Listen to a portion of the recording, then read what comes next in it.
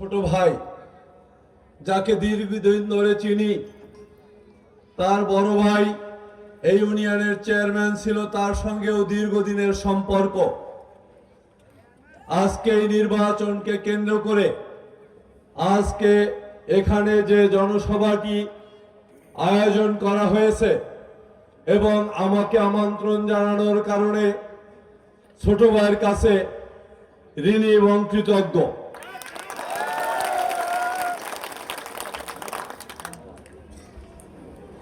আপনারা জানেন বাংলাদেশ জাতীয়তাবাদী দল একটি সম্প্রীতির দল। এই দলের এই মুহূর্তে এই উপমহাদেশের অত্যন্ত জনপ্রিয় একটি রাজনৈতিক দল। আমি সেই দলের জাতীয় নির্বাহী কমিটির ধর্ম বিষয়ক সম্পাদক। এই পদটি অত্যন্ত গুরুত্বপূর্ণ এই জন্য যে এখানে সকল ধর্মের মানুষ যাতে তাদের অধিকার নিয়ে কাজ করতে পারে, তাদের স্ব ধর্ম পালন করতে পারে, ধর্মীয় উৎসবগুলো যাতে তারা আনন্দের সাথে এবং ধর্মীয় প্রার্থনা যাতে তারা পবিত্রতার সাথে পালন করতে পারে, তার জন্য আমার একটি দায়িত্ব রয়েছে। বিএনপির ভারপ্রাপ্ত চেয়ারম্যান এই দায়িত্ব দেওয়ার পরপরই বাংলাদেশের রাজনীতিতে একটি অস্বাভাবিক পরিস্থিতি হয়েছিল। আপনারা জানেন 2024 সালের 5ই আগস্ট একটি সরকারের পতন হয়েছে। একটি সরকারের পতন হলে এরকম একটি অভ্যুত্থানের মধ্য দিয়ে দেশে কিছু অস্বাভাবিক অবস্থা বিরাজ করে। ঠিক সেই সময় সনাতনী ভাইদের ছিল তাদের ধর্মীয় উৎসবের সবচেয়ে বড় উৎসব দুর্গাপুজো।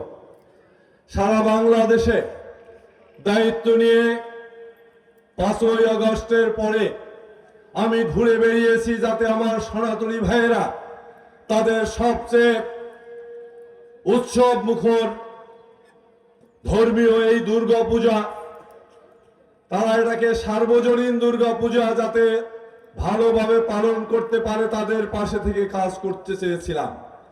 আমি বিশ্বাস করি এবং আমি সনাতনী ভাইদের কাছ থেকে সারা বাংলাদেশের সনাতনী ভাইদের নিয়ে যখন ঢাকায় বসেছি, তারা আমাকে ধন্যবাদ জানিয়েছে। এজন্য আমি নিজে নিজে অন্তত এইটুকু জায়গায় স্থির হতে পারি যে আমি আমার দায়িত্বে অবহেলা করিনি। প্রিয় ভাইরা, আজকে বাংলাদেশের রাজনীতির যে প্রেক্ষাপট, সেই প্রেক্ষাপটটা বিবেচনায় খুব বড় বক্তব্য দেওয়ার সুযোগ নাই, যেহেতু অন্য জায়গায় আরো একাধিক সভায় যেতে হবে। আপনাদেরকে শুধু একটা কথাই বলতে চাই, আজকে স্বাধীনতার 54 বছর পরে আমাদেরকে আবার মুখোমুখি হতে হয়েছে সেই পরাজিত শক্তিকে, যাদেরকে 1970 সালে আমরা এদেশ থেকে বিতাড়িত করার জন্য 98 ভাগ মানুষ একত্র হয়ে নৌকায় ভোট দিয়ে নৌকার বিজয়ের মধ্য দিয়ে বাংলাদেশের রাজনৈতিক দল আওয়ামী লীগের উপরে আমাদের শাসনভার দিয়েছিলাম। কিন্তু ওই উগ্রবাদ পাকিস্তানি সমর্থিত গোষ্ঠী সেদিন জনগণের নির্বাচিত মানুষের উপর ক্ষমতা হস্তান্তর না করায় বাংলাদেশের মানুষের মুক্তিযুদ্ধের মতো একটি যুদ্ধে জড়াতে হয়েছিল, যে যুদ্ধে দেশের 30 লক্ষ মানুষ রক্ত দিয়েছে। 30 লক্ষ মানুষের শহীদের রক্তের বিনিময়ে বাংলাদেশ স্বাধীন হয়েছিল। 2 লক্ষ মা-বোন ইজ্জত দিয়েছিল সেদিন। তারই জন্য আজকে আমরা স্বাধীন বাংলাদেশের নাগরিক হিসাবে বিশ্বের বুকে একটি স্বাধীন দেশ, একটি স্বাধীন মানচিত্র, একটি স্বাধীন পতাকা, একটি জাতীয় সঙ্গীত নিয়ে আমরা মাথা উঁচু করে দাঁড়িয়েছি। প্রিয় ভাইয়েরা, আপনারা জানেন গত 54 বছর বাংলাদেশের রাজনীতিতে আমরা যা মনে করেছিলাম 1971 সালে বাংলাদেশের মানুষকে আর নির্যাতিত হতে হবে না, যেভাবে 47 থেকে 70 পর্যন্ত 23 বছর এদেশের মানুষ নির্যাতিত নিপীড়িত হয়েছিল, যেভাবে তাদের অধিকার ভুলুণ্ঠিত হয়েছিল, আমরা স্বাধীন হয়েছি। কিন্তু তারপরেও বারবার এদেশের মানুষকে আন্দোলন করতে হয়েছে, রক্ত দিতে হয়েছে। সর্বোপরি 5ই আগস্ট সন্তান তুল্য ছাত্র ছাত্রীদের আন্দোলন, বৈষম্য বিরোধী আন্দোলনের মধ্য দিয়ে বাংলাদেশের আগামীর বাংলাদেশ একটি গণতান্ত্রিক বাংলাদেশের স্বপ্ন দেখছে। ঠিক সেই সময় আজকে মাসুদুর রহমান ঠান্ডু ছোট ভাই যে কথাগুলো বলেছে, যে তার যে চাওয়া, এই চাওয়ার কথাগুলো শুনে, তার যে প্রাপ্তির কথা সে বলেছে, এই প্রাপ্তির কথা শুনে একজন রাজনৈতিক কর্মী হিসাবে আমাকে লজ্জিত হতে হয়। কারণ মানুষ ব্যবসা করবে, তাকে চাঁদা দিতে হবে কাকে? স্বাধীন দেশে মানুষ এলাকায় শান্তিতে বসবাস করবে, তার অশান্তি হয়ে দাঁড়াবে অন্য মানুষ স্বাধীন দেশে, তাও আমাদের শুনতে হবে। মানুষ দোকানদারি করবে, তার দোকান থেকে বাকিতে নিয়ে সেই টাকা দিবে না, এই কথাও আমাদের শুনতে হলে একজন নাগরিক হিসাবে তো বটেই, একজন রাজনীতিবিদ হিসাবে নিজেদেরকে লজ্জিত হতে হয়। আত্মসম্মানে নিজেদেরকে মনে হয় আমরা বোধহয় এখনো সেই পাকিস্তানি শাসক দ্বারা নিয়ন্ত্রিত হচ্ছি। প্রিয় ভাইয়েরা, ব্যক্তিগতভাবে আমি জীবনের 64 বছর পার করে এসেছি। জীবনে একটা কথা শুধু বলতে পারি, কখনো অন্যায়ের সঙ্গে মাথা নত করিনি, কখনো কোনো অন্যায়কে মেনে নেইনি, এবং ভবিষ্যতে যতদিন বেঁচে আছি কোনো অন্যায়ের সাথে আমি মাথা নত করব না, কোনো অন্যায়কে আমি প্রশ্রয় দেব না ইনশাআল্লাহ।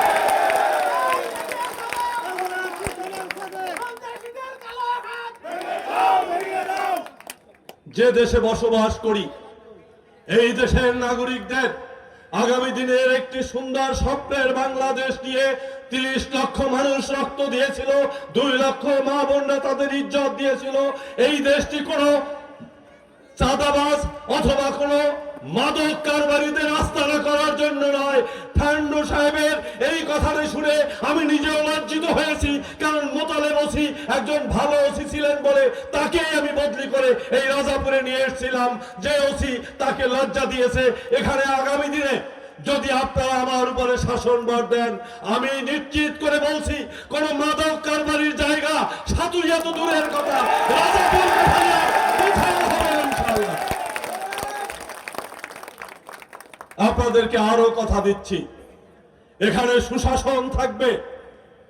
এখানে সনাতনী ভাইদেরকে অনেকেই সংখ্যা লঘু বলা হয়, আমি এই শব্দটি উচ্চারণ করতে চাই না, কারণ ধর্ম যার যার রাষ্ট্র সবার, প্রত্যেকের সমান অধিকার নিয়ে আমরা এই দেশে বসবাস করব বলেই 1971 সালে কাঁধে কাঁধ মিলিয়ে হাতে অস্ত্র ধরে নিজেদের রক্ত দিয়ে বাংলাদেশ স্বাধীন হয়েছিল। কারো জন্য সংখ্যালঘু শব্দটা শোনার জন্য নয়। আমি আমার সনাতনী বোনদের, সনাতনী ভাইদের নিশ্চয়তা দিচ্ছি, বাংলাদেশে বিএনপি আগামী দিনের রাষ্ট্র ক্ষমতায় আসবে। সেই দলে আমি ধর্ম বিষয়ক সম্পাদক, আপনারা ভোট দিলে এমপি হব। তারপরেও বলতে চাই, যদি কপালে না লিখে থাকে কিন্তু ধর্ম সম্পাদকের যে পদটি আছে সেই পদটির কারণে আপনারা এই রাজাপুর কাঠালিয়ায় নিরাপদ থাকবেন, আপনাদের উপরে কারো হস্তক্ষেপ করার সুযোগ থাকবে না।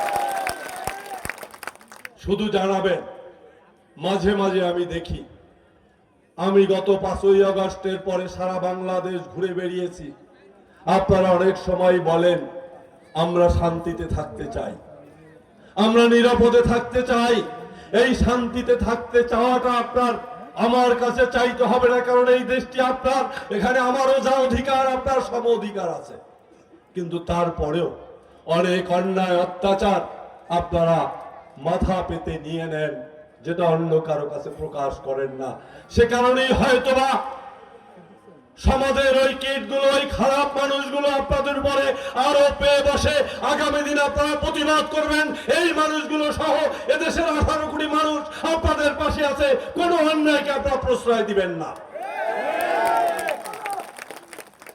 পরিশেষে শুধু একটা কথাই বলবো, বাংলাদেশে আজকে যুদ্ধ হচ্ছে, সেই 1971 সালের আমাদের নির্বাচন হচ্ছে 1970 সালের নির্বাচনের মতো, যে নির্বাচনে আমরা 98% মানুষ নৌকায় ভোট দিয়ে আমরা পাকিস্তানিদের প্রত্যাখ্যান করেছিলাম।